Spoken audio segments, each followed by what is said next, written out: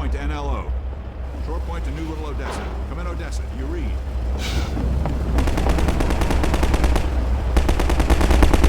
Hello, Dr. Freeman. The car's all ready for you. Hop in and I'll lower you down to the beach. Buggy Model. The Buggy's model went through many iterations before reaching its final version. We cycled through designs that satisfied both our artistic and physics simulation needs, but then hit an unexpected issue. Many playtesters, even experienced FPS players, were getting motion sick while driving it. Along with some simulation tweaks, we discovered that altering the Buggy model helped. The more the model obscured the world, the worse the motion sickness became. So we began stripping away parts of the model, removing more and more of the body until players stopped feeling sick. In particular, being able to see the ground through the missing undercarriage made a noticeable difference.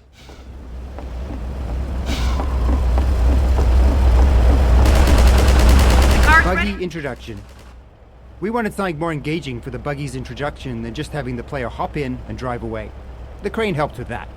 Crucially, we needed players to learn how to recover the Buggy when it flips over, and this sequence forced them into that situation.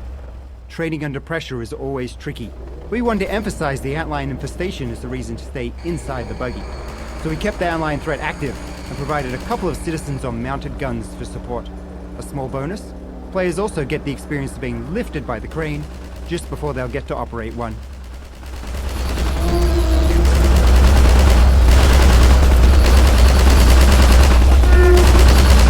Magnet's failing. Hold on. Sorry, Doc.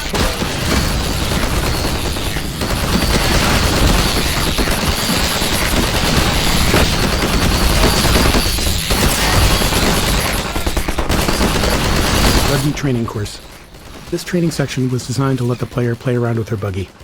At the time Half-Life 2 was released, this level of physical simulation in the vehicle was novel, so we wanted to give players ample opportunity to experiment with it. The player has also just left the tight confines of Ravenholm, and we liked giving him the contrast and reward of being able to move quickly through a large space, feeling safe inside a vehicle. We made sure to require a turbo jump to get out of this area, which doubled as a test to make sure they'd reached a level of comfort in their driving, and also ensured that they didn't leave their Buggy behind.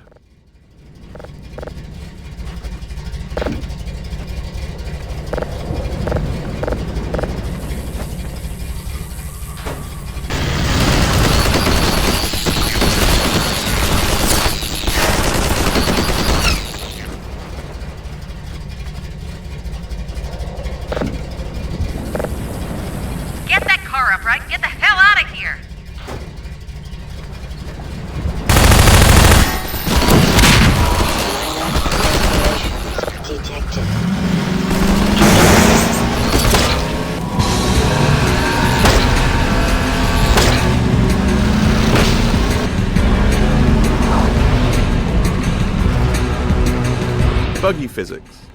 The physics for a Buggy took a lot of trial and error. We wanted it to feel fast, even though its top speed was only about 35 miles an hour. So we had to do some cheating to make it work. We added extra vertical force to the turbo jump and a bit of kick to the rear when using the handbrake to power slide. Without those, the low speed meant the Buggy just wasn't fun to drive.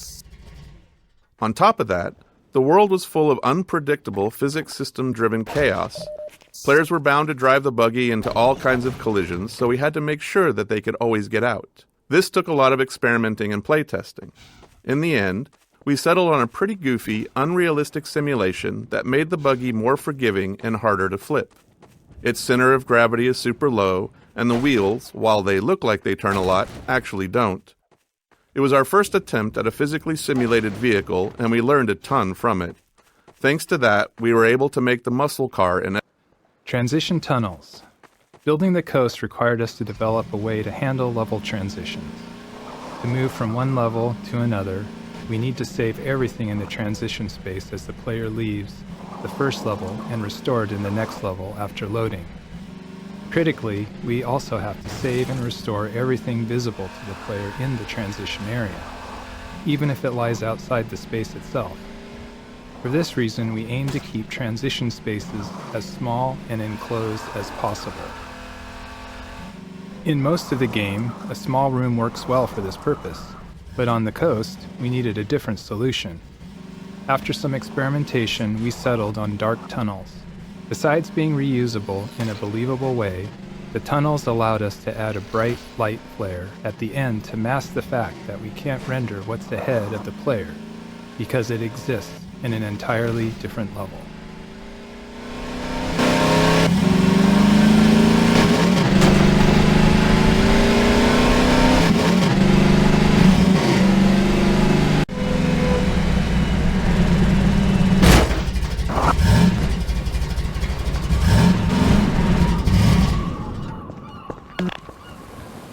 Buggy sound engine. The audio for the Buggy was challenging because we wanted to feel like a really powerful vehicle that's driving along at super high speed, even though the maps aren't really big enough to support that, and the Buggy doesn't really leave first gear, and it has a top speed of maybe 35 miles an hour. Now, in our defense, 35 miles an hour is still pretty fast, especially back in 2004. In addition to the speed, the driving inputs are really simple. So with a keyboard as your target input device, the player's controls are basically binary. So the Buggy's either accelerating or not accelerating. It's turning fully in one direction or not. So essentially, we need to create all this audio complexity to represent a simulation where the complexity doesn't actually exist. So we build a fake engine for the Buggy's audio. It's got its own transmission, and we combine the player's inputs with data from the physics simulation. We measure the torque on each simulated wheel, whether it's spinning or making contact, and we create a set of looping sounds and then carefully blend between them as the fake engine shifts gears in response to the wheel data.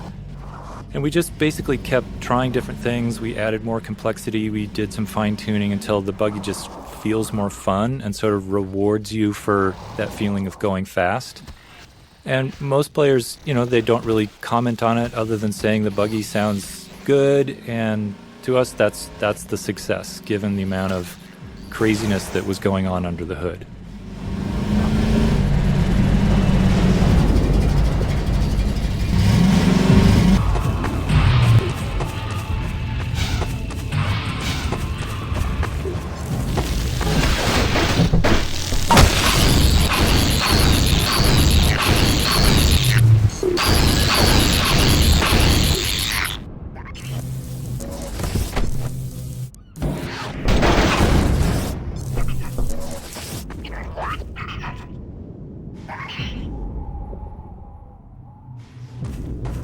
Grenade House.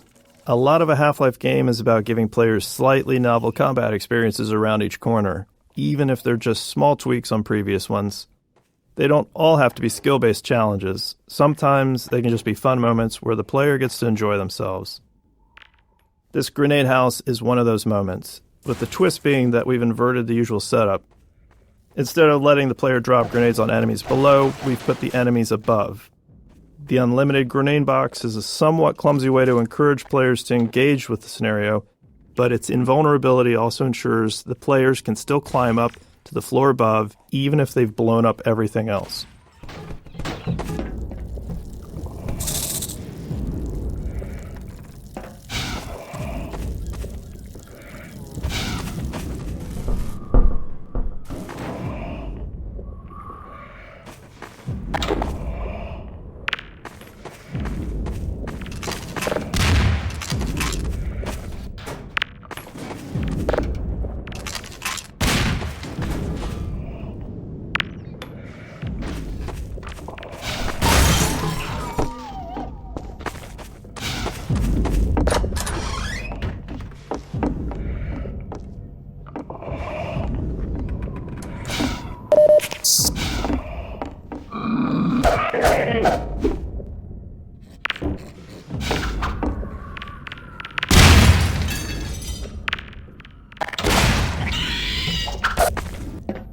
Coast.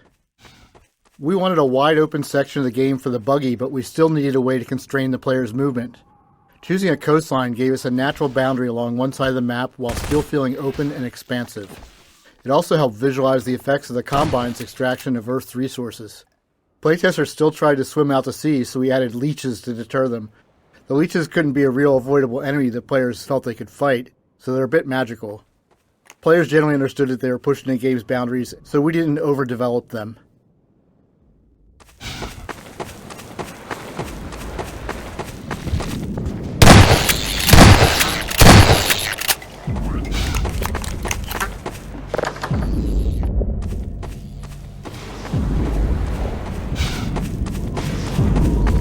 Antlions.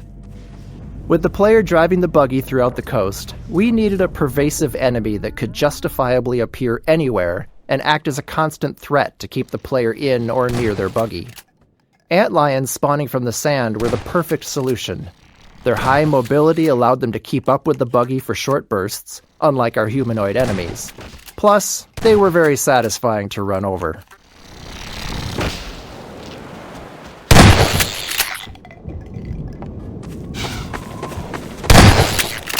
Thumpers. Whenever possible, there's a lot of value in players feeling like they've figured something out on their own. It makes the world feel more alive, rather than just a series of gameplay elements lined up for the player.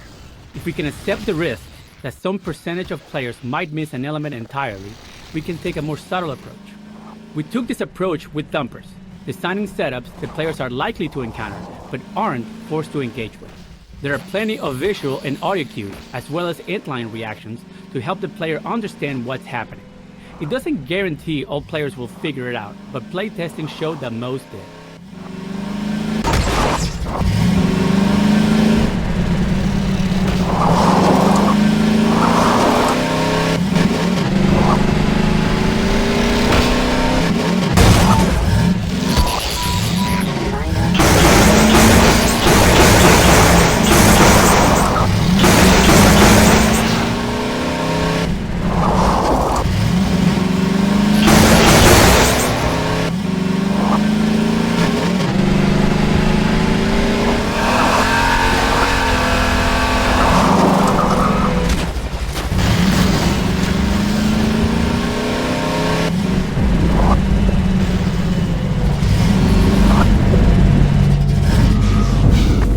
Buggy sound design. The sound design for the buggy was based on samples from an old 1968 Camaro. And we chose that car because they have these amazing V8 engines with just huge pistons. And there's not really another sound like it. It has this sort of gutsy, visceral sound that we were looking for.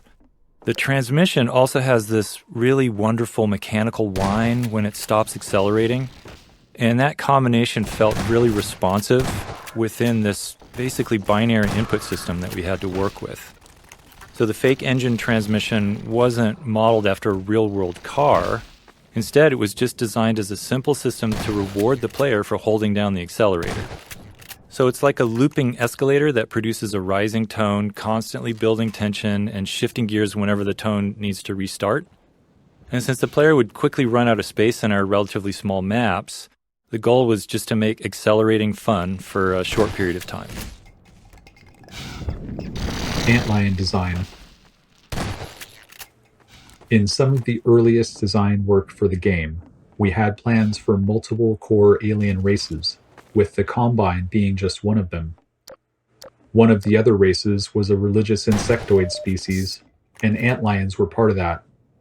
Later, as we developed Coast, we started viewing them more as pests that came through the Zen portals, along with headcrabs and other creatures.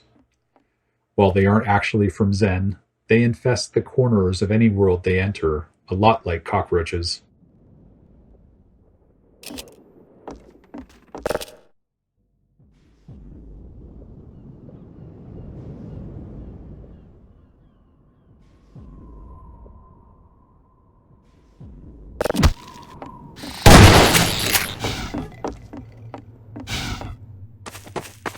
Buggy Birds. In one memorable Coast playtest, a player returned to their vehicle after exploring a house and happened to see a bird flying past. They yelled at the bird, telling it to stay away from their buggy, complaining that birds often foul up their cars in real life. In our post-playtest discussion, we realized that this was the first time we'd had objects separate from the player that the player actually cared about. We saw it as an opportunity to explore, so we built a system to deliver the moment that playtesters feared. When the player leaves their buggy alone for a while and is out of sight, we spawn a seagull at a random location on the vehicle frame. As time goes on, the seagull spawns poop decals on the car body beneath it and continues until the player returns, at which point it flies away. Naturally, playtesters wanted to be able to clean their vehicle, so we added the ability to wash the car by driving it into shallow water. It was late enough in development that we already had the tech for all of this, so the feature was quick to implement. It's one of those cases where we know only a small percentage of players will discover it. But if we can implement these kind of details efficiently and have enough of them, most players will encounter at least one.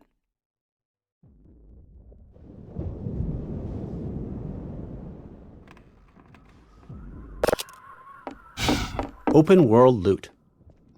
The openness of Coast introduced a new problem for us in how we distributed item rewards. In a Half-Life game, we typically reward players for exploring. If you see the way forward but notice something off to the side, there's probably something useful if you take the time to search. When we first started playtesting our Coast maps, we tucked rewards away in the corners of the outdoor areas. However, this led to a worse experience with the buggy. The wide open spaces meant there were always lots of small areas that looked like they might contain something, and players kept stopping and getting out of the buggy to search. It became tedious and interrupted the fun of the level. So, we removed those scattered rewards. But this raised a new problem. How do we tell the player when it's worth getting out of the buggy? After some thought, we established a rule. Any kind of human construction would always come with gameplay content and exploration rewards, while purely natural areas would be left empty. We couldn't tell players this directly, but it aligned well with their natural assumptions, and we reinforced it consistently with areas like this.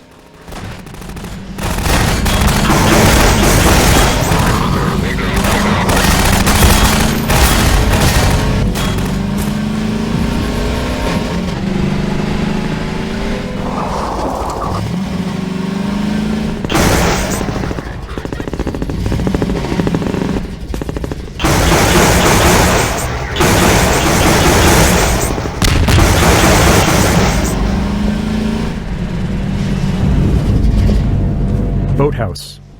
In Half-Life 1, we discovered we could get a lot of value from scenarios where different AI enemies fight each other.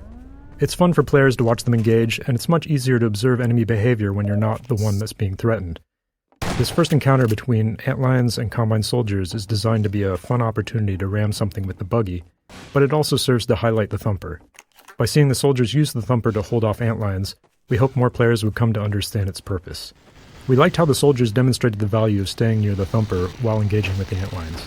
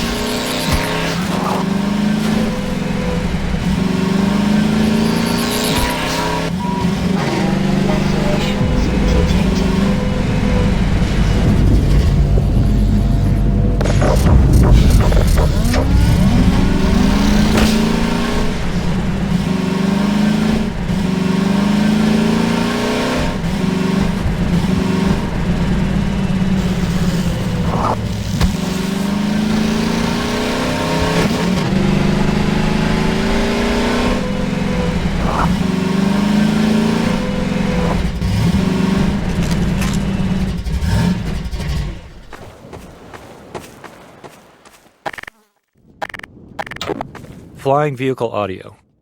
The large flying enemies in the game present a unique audio challenge. During combat, they're much more mobile than other enemies, and they often move a significant distance away from the player. They're also really dangerous if they have line of sight. So these factors led us to focus on an audio solution specifically around occlusion. In other words, when you can see the enemy and when the enemy can see you. And we wanted to make a clear audio distinction between when they have that line of sight. So the flying vehicle engine sounds are made up of multiple looping sounds that we play simultaneously. And some of those loops are processed by the DSP system based on the space you're in, while others are played directly and unprocessed. So the DSP system adds more of an environment echoing effect when we run sound through that system. So when the flying object is occluded behind something, it can't see you, we increase the percentage of loops that go through the DSP processing, and it sounds like that object is a little more distant. And then when that enemy emerges from behind an object and it can see you, we play more of the direct sound. So that overall just gives you a sense that the sound is either distant and directionless or more directly in your line of sight.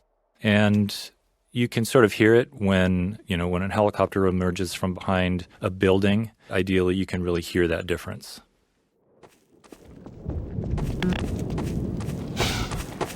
Combine gunship. The gunship was an interesting problem. We had a helicopter flight model already and didn't really have time to build something completely new. So we tuned the helicopter's flight model until it felt different enough, and then derived the gunship's organic animation state from the values coming out of that simulation.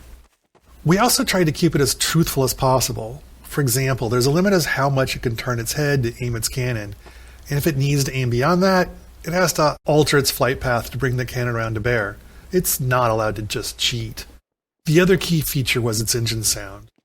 We have sound spatialization, so the player can tell roughly where it is, but the gunship is a fast-moving object and it's up in the air, away from any nearby reference points. As a result, it can be hard to tell exactly how far away it is and how fast it's moving. To fix that, we added a Doppler effect to the engine sound, pitch shifting it based on the gunship's velocity relative to you. It's a subtle effect, but it's extremely effective at subconsciously helping you perceive the gunship's location and direction, critical information letting you know that you're being hunted by it.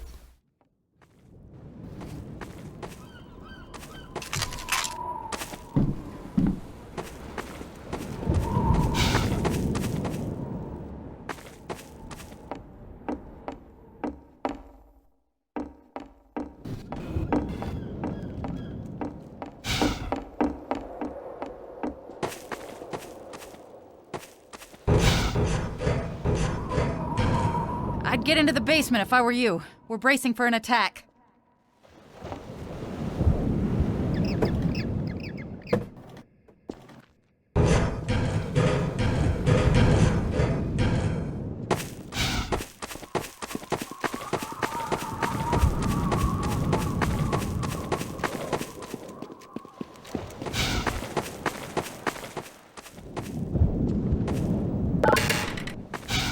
Stay with me, Freeman.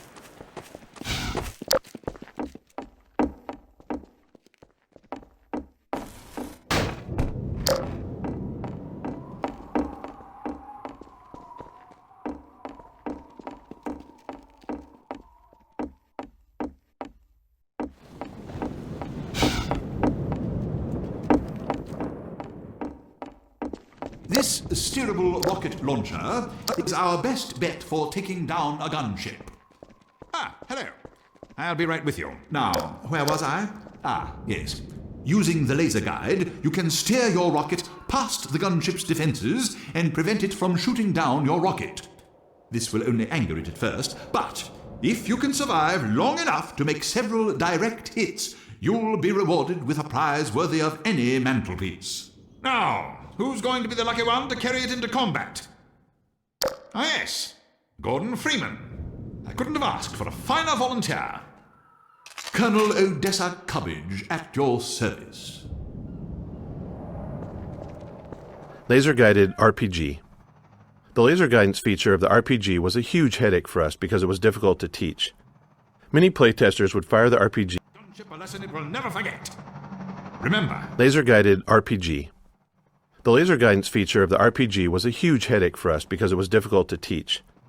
Many playtesters would fire the RPG and then immediately duck behind cover, which meant they didn't see the rocket's flight path. Even worse, they didn't realize the rocket was now turning around to fly back at them. We tried various HUD elements and laser dot indicators to help, but found that most players overlooked them, focusing on the enemy instead. We made as many small improvements as we could, like emphasizing the feature in Odessa's speech and enhancing the audio and visuals around how the gunship shoots down direct RPG shots. While these changes helped some players grasp the feature, we never reached a point where we felt confident that almost everyone understood it. We even considered cutting the feature entirely, but gunship combat without it was much less interesting. The laser guidance forced the player to keep the gunship in sight while the rocket was in flight, but that also meant the gunship had line of sight back, creating a tension we loved.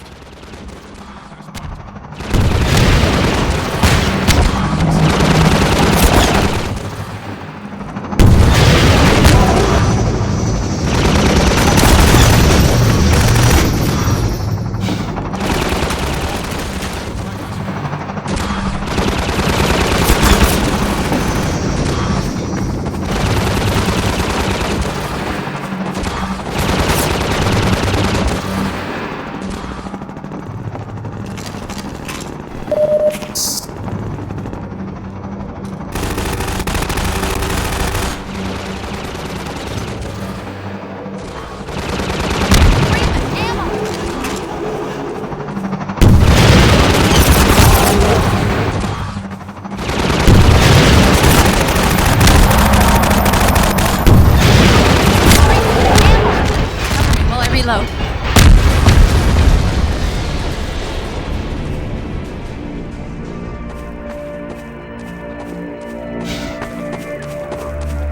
Get going, Dr. Freeman. We know Eli Vance is depending on you.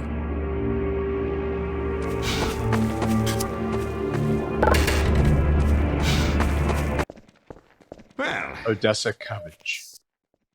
Odessa Cubbage is an example of the kind of cameo character we found works well. He's an entertaining guy with some entertaining details, living inside his own little bubble. Since he doesn't leave his scenario, he's free to be exaggerated enough to stand out. We started with his model, which was repurposed from a cut section of the game, and named him after the title of a spam email we received. The model was originally a Norwegian fisherman, and it didn't quite fit as an Englishman, so we slapped a mustache on him, and in that moment, Odessa's character was born. He's ultimately a charlatan, with everything about him being fake. His accent, his mustache, everything. He would never put himself in danger, making him the perfect person to hand Gordon the RPG and explain exactly how to use it. Get your car, and I'll open up this gate.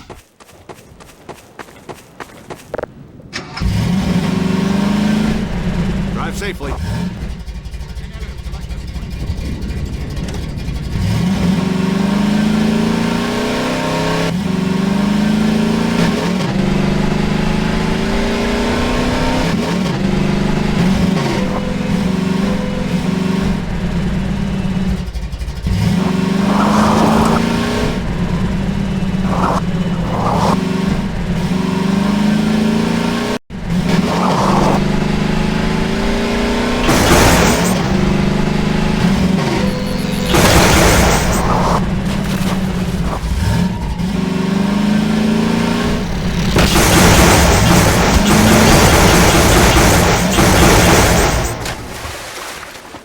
D2 Coast 04. This map was actually the first area of coast that we built, before the crane and other elements existed. The drained seabed and rusted ships were some of the earliest pieces of art direction we developed. Years later, we showcased the map in our 2003 E3 demonstration, though much of the gameplay was still being figured out at the time. As a result, when we began building out the entire coast section, that demonstration became a useful vision for us to work toward.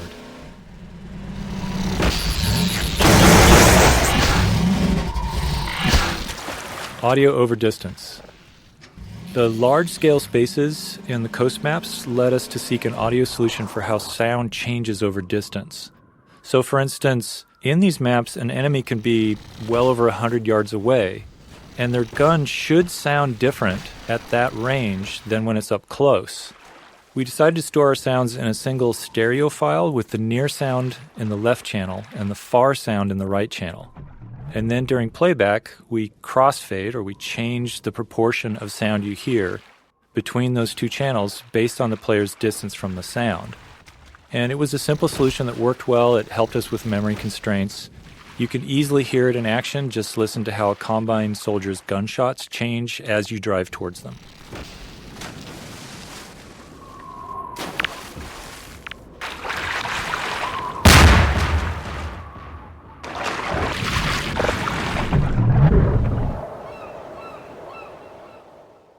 maps, an enemy can be well over 100 yards away, and their gun should sound different at that range than when it's up close.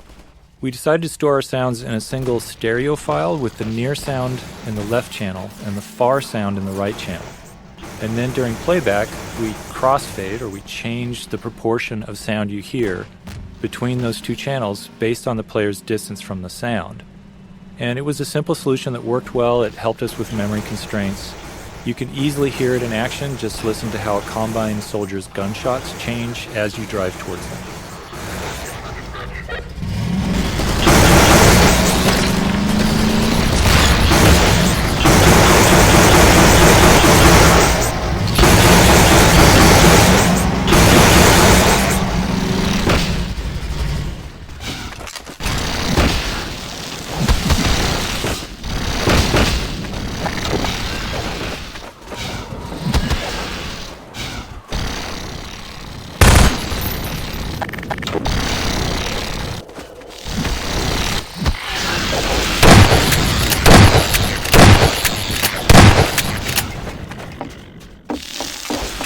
We wanted the buggy to be more than just a means of travel, so we decided to attach a gun to it. We chose the Tau Cannon, a Half-Life 1 weapon we liked but hadn't found a place for it in Half-Life 2. The Tau Cannon can shoot through walls, which makes it tricky for level design, so we limited it to the coast section.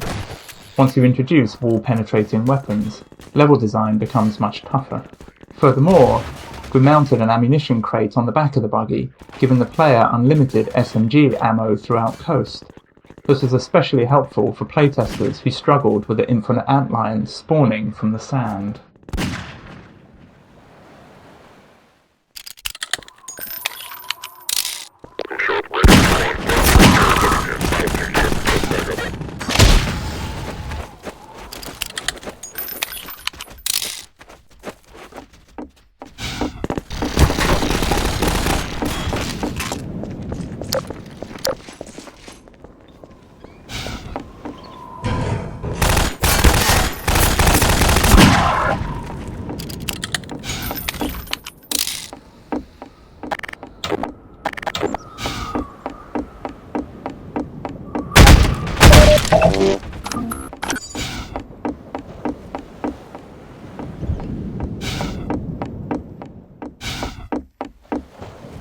Crane. The crane took a lot of fine-tuning to get right. Something that needed to generate so much physical force was always risky, given the limitations of our rigid body physics and destruction technology. For example, the magnet was never going to fully meet player expectations for something with that much mass. But because the crane was stationary, we could carefully choose everything within its range and fine-tune as needed. Fortunately, most players didn't seem to notice its rougher edges, likely because of the sheer novelty of interacting with something like it in a vaguely realistic physics environment.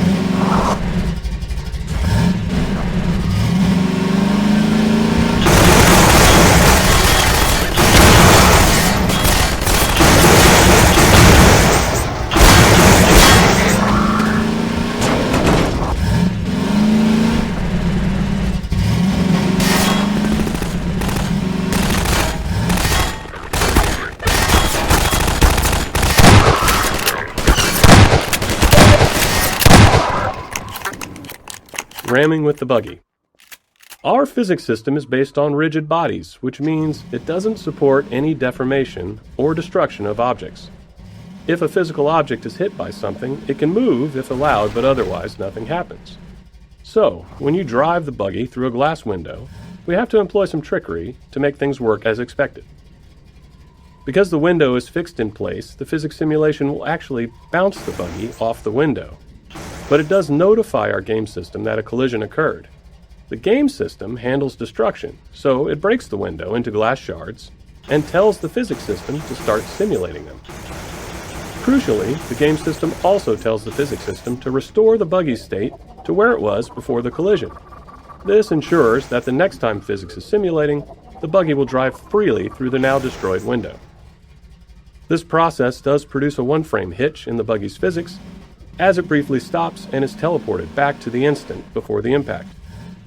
We're sorry if knowing this has made Half-Life 2 totally unplayable, but after watching playtests at the time, we decided we actually liked the momentary hitch. It added to the sense of impact.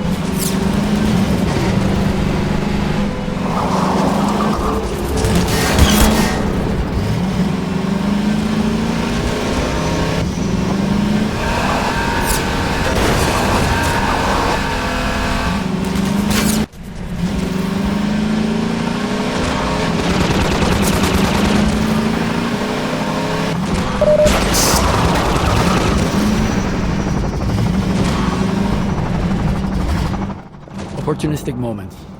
Some memorable moments in the game come from the interactions of multiple game systems, but sometimes we realize these moments are likely to happen only rarely. When that's the case, we often wish more players would experience them. There's a tension here. The more we know players will encounter something, the more effort we can put into it. But if it feels too artificial, the moment can come across as forced, and players may not respond as positively. The Gunship cinematic death is an example where we nudge things a bit, trying to increase the chances of a memorable moment without being too obvious. The design of this area and the gunship's flight path make it likely that the player and the gunship are in the right spots when it dies. If they are, we trigger the gunship's crash into the cars. If not, it dies in the usual way. It's totally gamey, but playtesters didn't seem to mind when the moment played out well.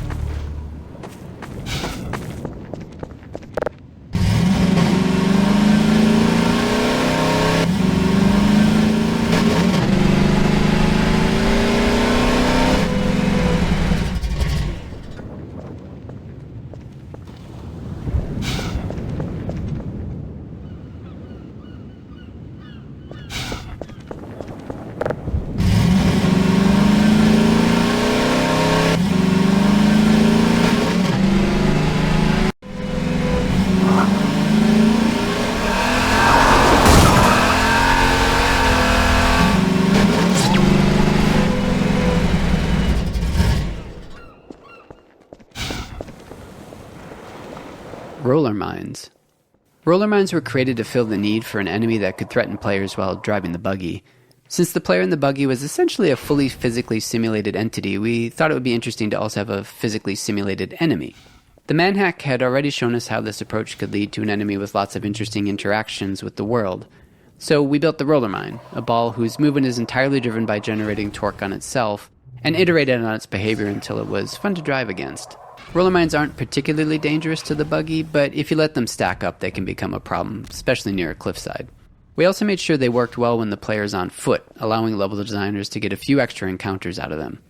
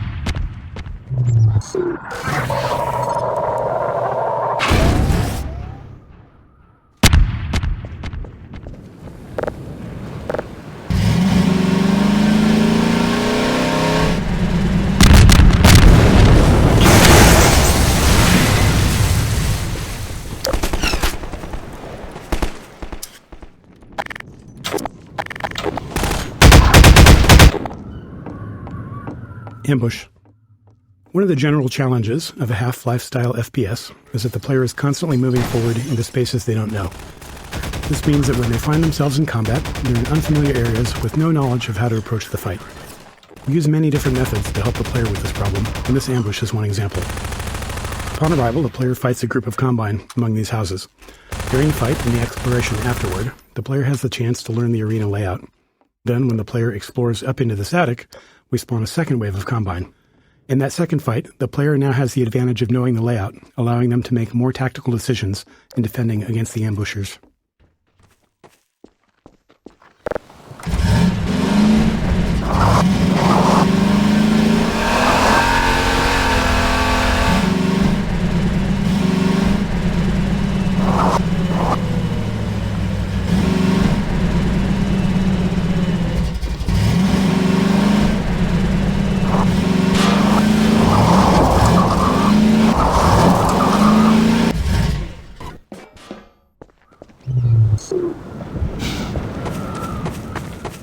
Crossbow.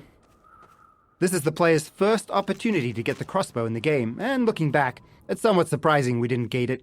It's entirely possible for the player to drive right past it. To make that less likely, we set up the roadblock and vantage point to encourage players to get out of the buggy, at which point they'd spot the crossbow and item crate.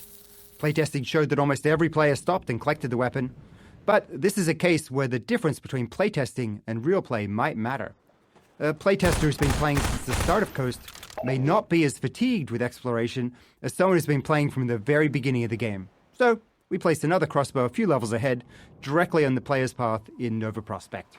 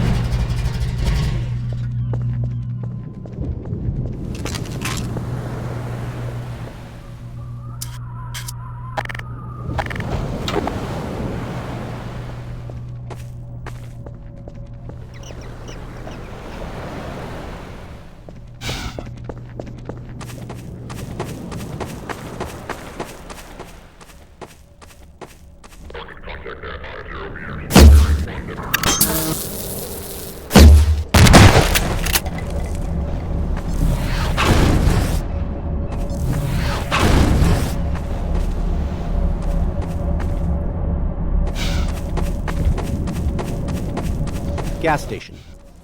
We had grand plans for this encounter.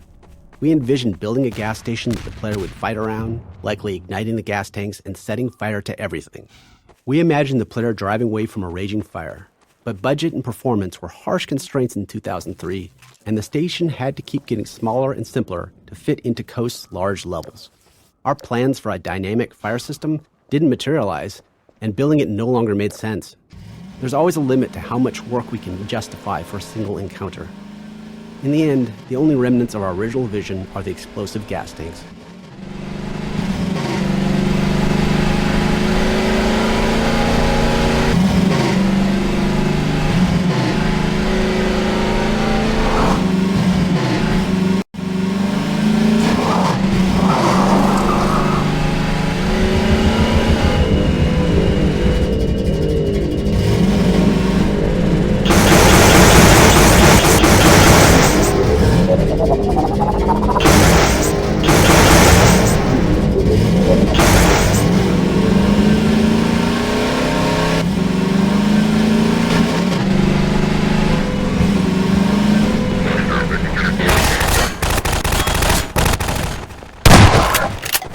Occlusion.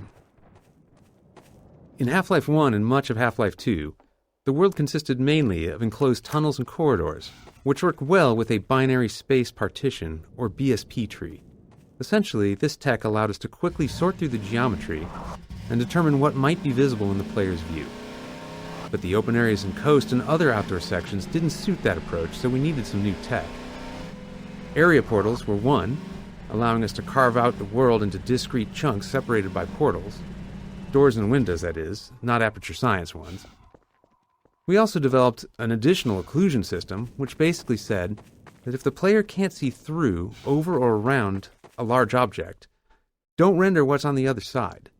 This might seem an obvious thing not to do, but it takes some work to make sure that calculating what's on the other side of the big thing isn't slower than just rendering everything.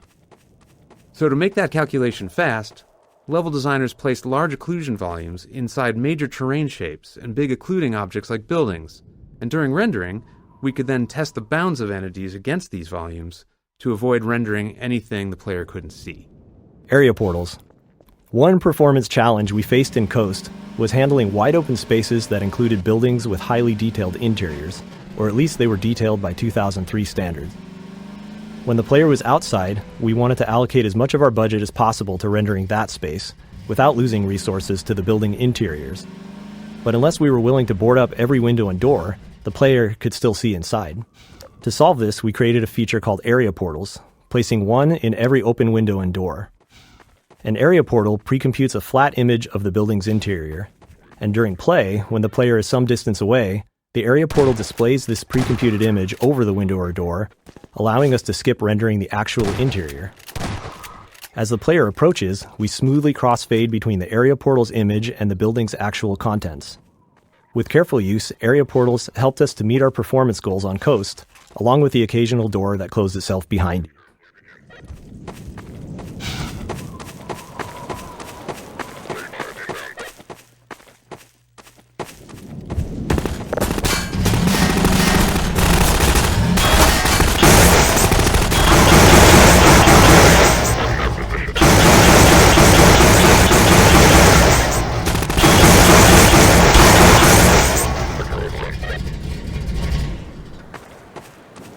Detail objects. Once we had outdoor sections running, it was clear they needed some form of high-frequency detail, so we added small foliage elements, like grass and shrubs, across the displacement terrain. But we knew we couldn't afford, which is to say we didn't have the time, to hand-place them all. So we built the Detail Object system, which generates small foliage elements automatically based on the displacement material. Each material specifies the type of foliage to place, along with a set of parameters. At map compile time, the system calculates random points on the surface and selects foliage to place there. Given performance constraints, there was still a fairly complex hand-authoring process for foliage texture sheets, allowing us to render all of them in a single pass.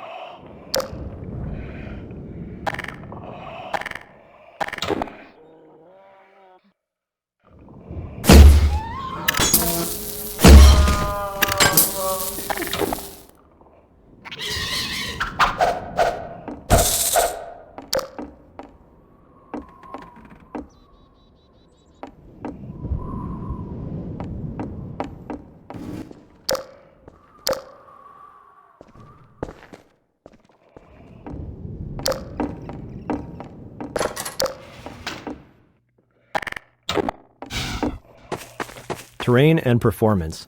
Our performance budget was often a significant constraint when it came to combat, and even more so for combat on terrain surfaces. When NPCs move, they perform many small spatial probes to determine if they can safely navigate their chosen path.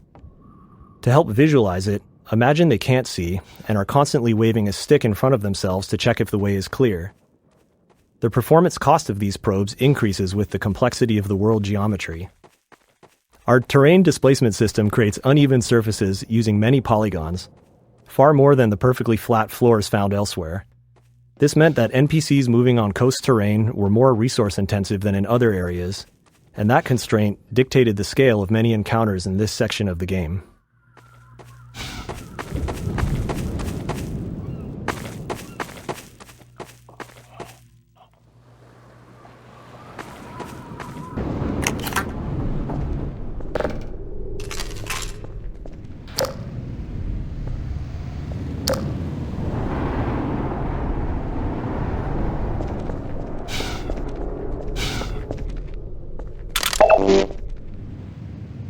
The bridge. This bridge section was inspired by the Deception Pass Bridge, just up the road from Valve's office. We initially built this section as a pure navigation puzzle, gradually layering more gameplay into it. It also became the primary test case for our players' edge friction. In our movement system, we subtly increase friction on the player's deceleration as they approach the edge of a surface. Players have never noticed it, likely because it aligns naturally with their goal of stopping at the edge to look down, matching human tendency to move more slowly and carefully near a drop. But it's a critical feature for this part of the game. We know this because at one point during development, we accidentally broke it, and suddenly all of our playtesters started repeatedly falling to their deaths.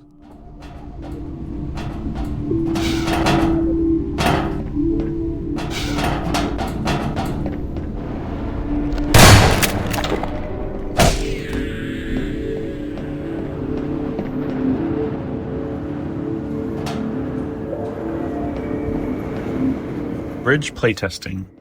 The bridge section was always a high point in playtests, with testers consistently having strong reactions to it. The tension they felt while slowly making their way over the girders was visible in their movements. Over time, we layered more challenges into the traversal, and playtests only became more entertaining to watch.